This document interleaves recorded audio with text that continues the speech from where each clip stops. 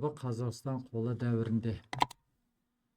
Қола дәуірі өте ауқымды кезеңді қамтуына байланысты 7-ші дәрісте қола дәуірін бастағанбыз. Енді соның жалғасы ретінде өтеміз. Мынандай сұрақтарды қамтимыз. Яғни орталық Қазақстанда андронов тайпалары, солтүстік және батыс Қазақстан, шығыс Қазақстан және орталық Қазақстан бойынша. Орталық Қазақстанда мынандай жерлерді негізінен жайлаған: Сарыарқа өңірі, Ұлытау, Жезқазған, Қарағанды маңы. Міне бұл аймақтар андронов мәдениетінің ірі ошақтарының бірі болып табылады. Және оны алғашқы болып зерттеуді қолға алған 1946 жылдан бастап Әлкей Хақанұлы Марғұланның есімімен байланысты. Орталық Қазақстандық андронов тайпалық қола дәуірінің дамыған этномәдени қауымдастығы және олардың шаруашылығы, қоғамдық құрылымы, діни нанымдары мен одан кейінгі тарихи кезеңдердегі сақ үйсін түрік мәдениетінің негізін қалаған болады. Ал енді солтүстік және батыс Қазақстандық андронов тайпаларына келетін болсақ, бұл өңірлерде жүргізілген археологиялық зерттеулер олардың тұрмыс тіршілігі, қоғамдық құрылысы және діни нанымдар туралы маңызды деректер береді. Географиялық орналасуы мен тұрақтарына келетін болсақ, солтүстік Қазақстанда андронов мәдениетінің ескерткіштері Есіл, Тобыл, Ертіс өзендерінің бойынан табылған. Бұл аймақтағы маңызды тұрақтар Зеленая, Балка, Пенки, Боголюбова, Явленка сияқты болса, ал батыс Қазақстанда Алексеевка, Тасты, Қарақұдық сияқты тұрақтар табылды. Бұл өңірлерде табиғи ресурстардың молдығы, яғни орман алқаптары, жайылымдар тайпалардың шаруашылық жүргізуіне қолайлы жағдай туғызды.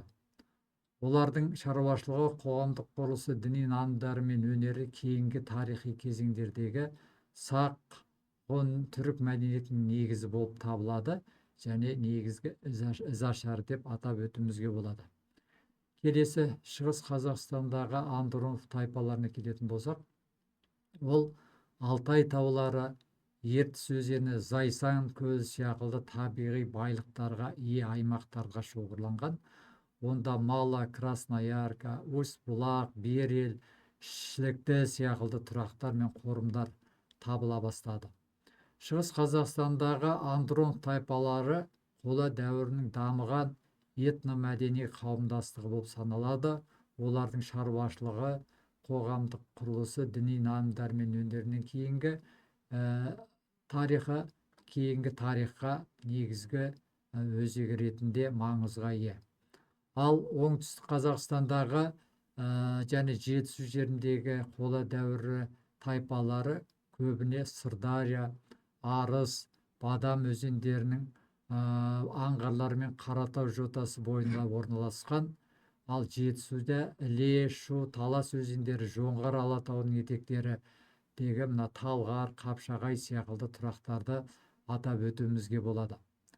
Оңтүстік Қазақстан мен жетісудағы андронов тайпалары қола дәуірінің дамыған этномәдени қауымдастығы ретінде сипатталады.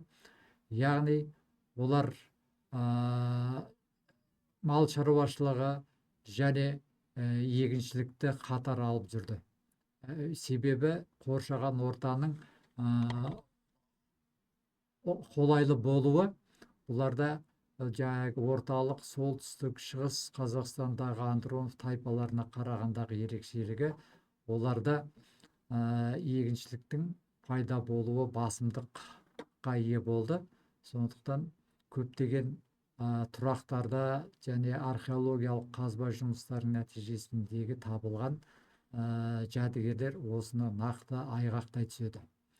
Жалпы қола дәуіріндегі өмір сүрген тайпаларды аталуының себебі жоғарыда айтып кеткеніміздей, Сібірдегі Ачинск қаласы жанындағы андронов селосына табылуына байланысты.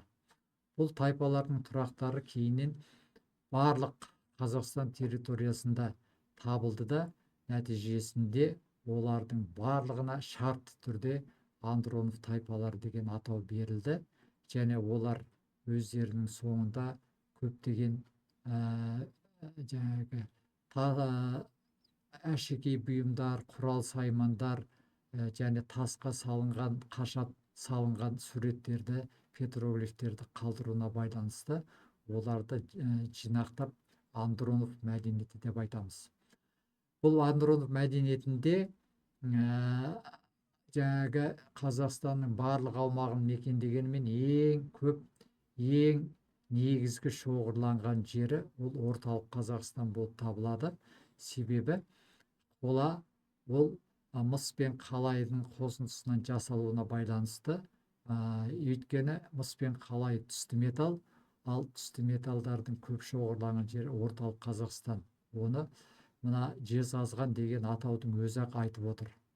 Міне осы қола дәуірін археологтар зерттей келе негізгі орталық Қазақстан бойынша 3 кезеңге бөледі. Біріншісі атасу кезеңі, хронологиясы біздің заманымызға дейінгі 18-16 ғасырларды қамтыса, ал екінші кезең ол Нұра кезеңі, хронологиясы біздің заманымызға дейінгі 16-12 ғасырларды қамтиды. Үшіншісі бұл жаңағы атап көрсетілген екі кезеңге қарағанда мәдениеті кең тарауына байланысты оны Беғазы Дәндібай мәдениеті деп айтады.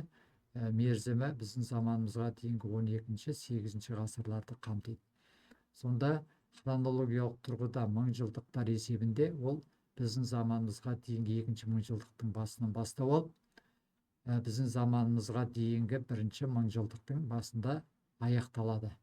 Ал жалпы қола дәуірін нақты осы хронологиялық мерзім негізінде де 3 кезеңге бөлінеді. Және ол Федоров, Алакөл және Замараев кезеңдері деп айтылады. Федоров ол атасу кезеңіне сәйкес келсе, жаңағы соңғы Замараев, Алакөл кезеңі ол Нұра кезеңімен сәйкес келеді. Ал Замараев кезеңі Беғазы Дәндібай кезеңіндегі хронологиямен сәйкес келгендігін сипаттайды. Жалпы қола дәуірі тұсында тайпалық бірлестіктер қалыптасып, жеке меншік қалыптасты және қоғамдық құрылысында аталық рулық қоғам берік орнықты.